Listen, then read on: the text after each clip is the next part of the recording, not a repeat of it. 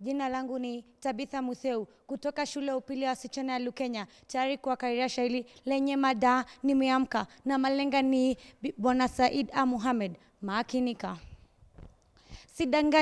Sidanganywi na wahubiri na maneno matupu, hasa wanaokula riba, wanaojaza vikapu. Nimeamka.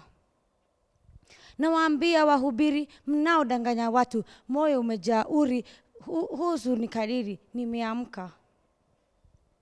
Ni macho nimeamka, jicho laona mbali kwa kila linalozuka, linalo ya kiasili. Nimeamka. Hupima yao maneno na vitendo vya kadiri, wao walo mavuno unikoroga suduri. Nimeamka. Shabash. Nimeamka, shairi ambalo mtunzi ni Profesa S. Mohamed, kuhusu wahubiri hasa katika taifa la Kenya. Unavyojua kwamba vituko na vitushi na tandabelua na mengine mengi. Jana ulishuhudia katika kaunti ya Bungoma mchungaji kula uroda na mke wa mchungaji mwingine. Ndio unaambiwa kwamba dunia inazidi kupasuka. Ni kipindi cha Mwamba wa Lugha, mtazamaji, ambapo kwa furaha tunakutana ili tujue mbivu na mbichi kuhusu makuzi ya lugha ya Kiswahili. Na ilivyo desturi, tutakuwa na vitengo, kitengo cha kwanza kikiwa ni chemsha bongo. Leo hii tumebahatika, mtazamaji, kuwa na wasichana kutoka shule ya Lukenya ambao watashiriki chemsha bongo na kujua mbivu na mbichi, uelewa wao kuhusu matumizi ya Kiswahili. Mbali na hayo, tuna kitengo kipya, mtazamaji, ambapo tutalenga kujua matumizi ya Kiswahili, maneno yanayotumiwa visivyo, kwa hivyo makosa ambayo yamezoeleka. Pia tutakuwa na mjadala mpevu ambapo tutakuwa na miamba ambao watachuana kufa kupona kuhusu maswala ya Kiswahili. Jina langu Geoffrey Mwau, nahodha wa kipindi hiki kuanzia sasa hadi saa 12. Na kuwatambulisha wale ambao watashiriki kitengo hiki cha kwanza, mtazamaji, nikianza na mkono wangu wa kuukeni ambaye kaketi ubavuni pangu. Natumai ni mwalimu wa Lukenya. Naam. Naomba watambulishe, ujitambulishe, wafahamishe watazamaji jina lako ni nani? Naam, kwa majina naitwa Bileila Mabele. Nami natoka shule ya sekondari ya Lukenya, kitovu cha ufanisi. Hawa ni wanafunzi wa shule ya wasichana ya Lukenya, kitovu cha ufanisi. Nikianza na aliyeketi karibu nami ni Miriam Msangi. Atasema iko katika kidato gani?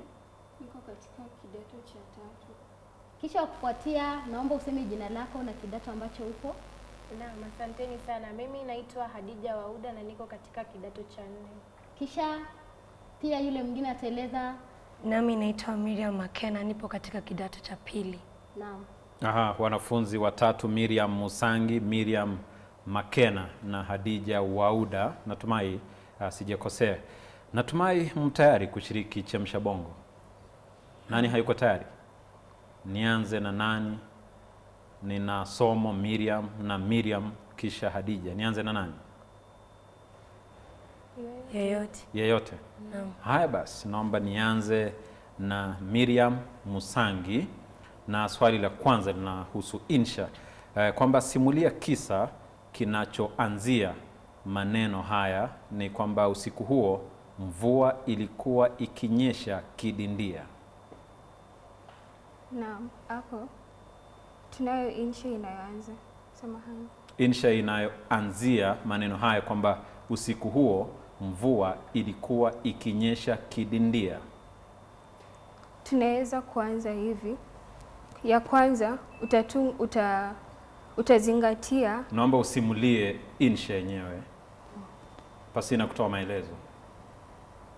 Ya kwanza, usiku huo kulinyesha, kulikuwa na radi na mgurumo wa sauti. Tulipokuwa tukielekea nyumbani, tulikutana na gari la mheshimiwa wa kaunti yetu.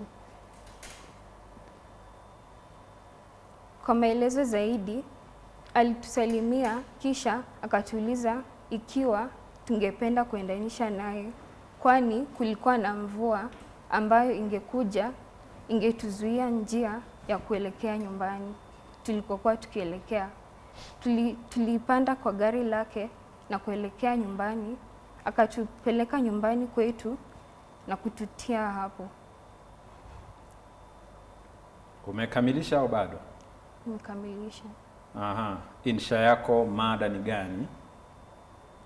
Mada ya insha yangu ni mada ya insha yangu ni unatafakari, nitarejea kwako, manake na tathmini tu uwezo wenu wa kujieleza na kadhalika. Umesema kwamba kuendanisha naye, kuendanisha ni Kiswahili kinachokubalika? Kuendanisha si Kiswahili sanifu. Akasema tulipanda kwa gari. Hapana. Wastahili kusema tuliabiri gari. Manake tuna misamiati abiri na mengine kama hayo. Au tulipanda gari na kadhalika.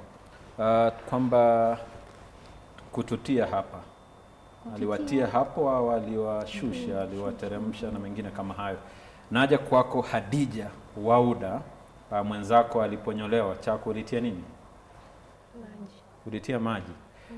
Kwamba simulia insha inayoanzia maneno haya: ama kweli maajabu haishi duniani. Ama kweli maajabu haishi duniani.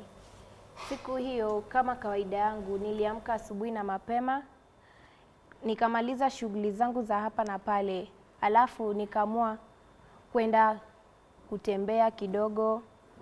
Nilivyofika njiani nikapata mhubiri mmoja anahubiria watu, alafu alikuwa anaanza kuwatoa mapepo na alikuwa na hicho kipawa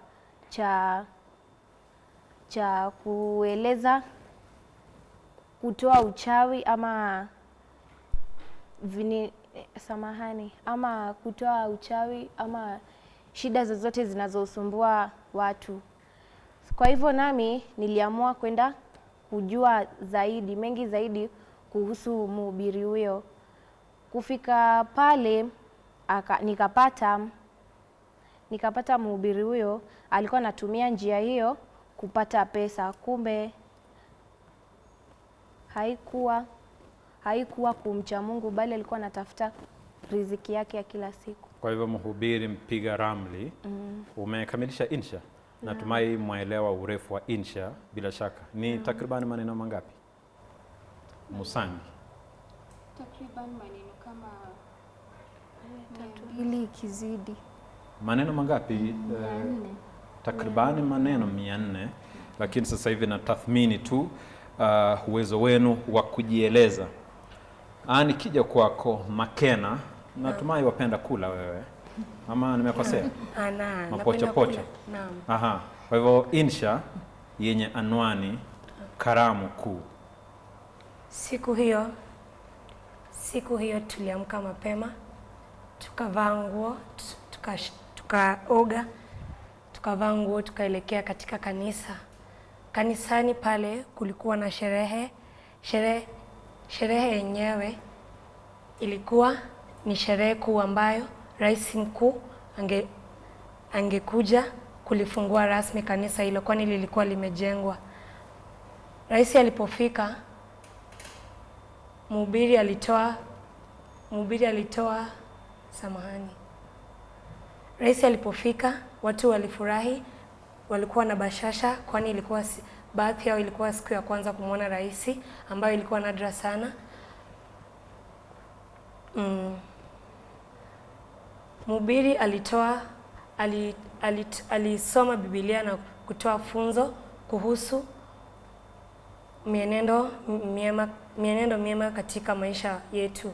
Baada ya hapo,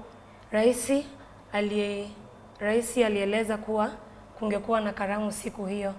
Watu walikula, wakashiba, mpaka wengine wakashindwa kutembea. Umekamilisha insha? Naam. Lakini karamu umetaja mwisho kule, kuanzia kule juu ni kanisani, rais kufika, maelezo ya rais na mengine. Kwa hivyo sentensi ya mwisho ndipo umetaja karamu. Mchango wenu mzuri, maelezo ya kufurahisha. Nikinaja kwako Miriam Makena, natumai utayari. Miriam Musangi, ainisha maneno kwenye sentensi ifuatayo kwamba yeye alimtuza mwanafunzi mwerevu sana. Yeye alimtuza mwanafunzi mwerevu sana. Ainisha maneno kwenye sentensi hiyo. Asante. Yeye hapo imetumika kama kiwakilishi. Yeye alimtuza, samahani. Yeye alimtuza mwanafunzi mwerevu sana. Yeye alimtuza mwanafunzi mwerevu sana. Yeye imetumika kama kiwakilishi, kisha alimtuza ni kitenzi. Alimtuza mwanafunzi, mwanafunzi ni nomino, kisha mzuri, mwerevu sana. Mwerevu ni kivumishi, kisha sana ni kielezi. Aha, kielezi. Majibu ya kufurahisha. Mbona hampigi makofi? Ninyi wachoyo. Khadija, ni Hadija au Khadija? Hadija, Khadija, zote ni zangu. Aha. Swali jepesi pia. Kipindi ambacho kinatazamwa sasa ni mwamba wa lugha. Andika kwanza ukitumia kirejeshi o cha kati na pili kirejeshi o cha tamati. Kipindi ambacho tunachokitazama kinaitwa mwamba wa lugha. Manake nimesema kipindi ambacho kinatazamwa ni mwamba wa lugha. Andika upya bila kutumia amba, tumia o rejeshi, kirejeshi o cha kati, pili kirejeshi o cha tamati.